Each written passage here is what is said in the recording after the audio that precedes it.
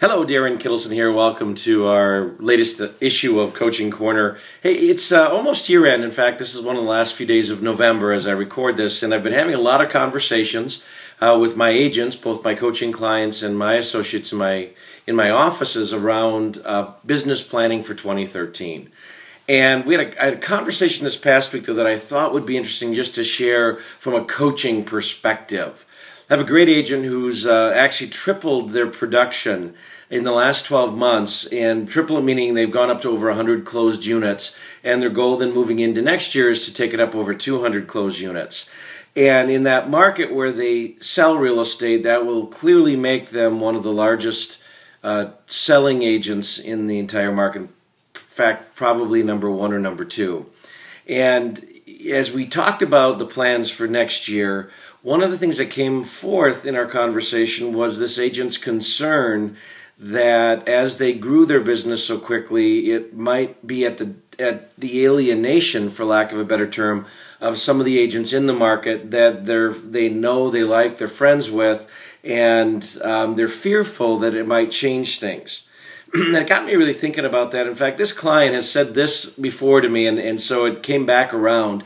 And by the way, in coaching, sometimes when people repeat the same words or phrases, that's a pattern in their thinking and their language, so I pay attention to that.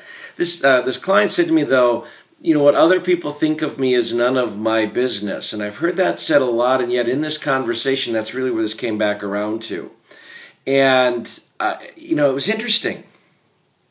I think quite often, as humans and as agents, we might limit ourselves in the amount of production we can do or the amount of whatever it is we're up to that we could do because we're fearful of what others might think of us. Isn't that interesting? Now, intuitively, it doesn't sound like that makes sense at all. In fact, most of us would say, you know, I want to make as much, as an example, as much money as possible in this business selling real estate. And yet somewhere along the line, there's a regulator, if you will. There's something that holds us back from truly doing that. Because if that's what we say, then why are our actions not consistent with that?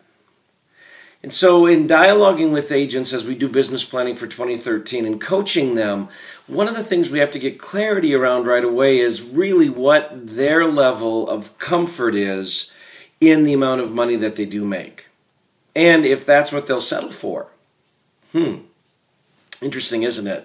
See, because quite often we'll limit ourselves to the amount of revenue we can generate based on a number of things. We talk about the three major fears that run most people. Number one is fear of the future, and I would call that fear of success. And that's really what I'm talking about in this. Second one is fear of rejection.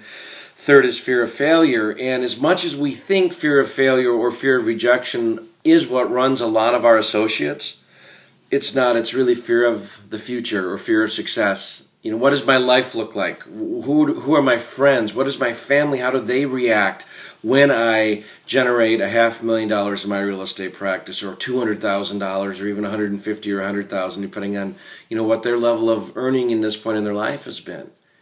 And so one of the jobs as a coach we've got is to help them start expanding their thinking around what they could do with that money.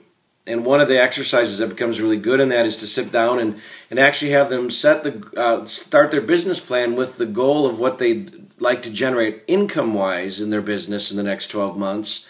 And then have them start breaking down what they would do with that money. So first, you know, you take out the cost of sale, the cost of running their business. Then take out what they would pay in income tax, both federal and state income tax.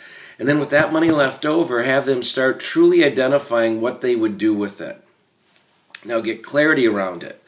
You know, pay off my mortgage or pay down a third of my mortgage. Give 10% of my income to charities, and specifically what charities would I give it to and what amounts would those be and when would those payments be made.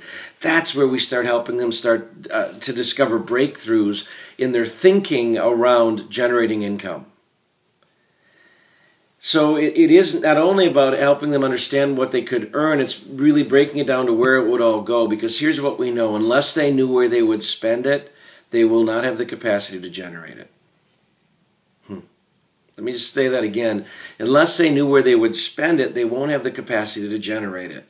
And so this exercise of walking it through as if it's a year from now and we're actually deciding where all that money went, becomes powerful, and quite frankly, it'll expand their thinking around that money, and you as a coach will help them actually generate that in their lives and their businesses. That's it for my edition of Coaching Corner. Thanks so much for watching these. I look forward to continuing this in 2013.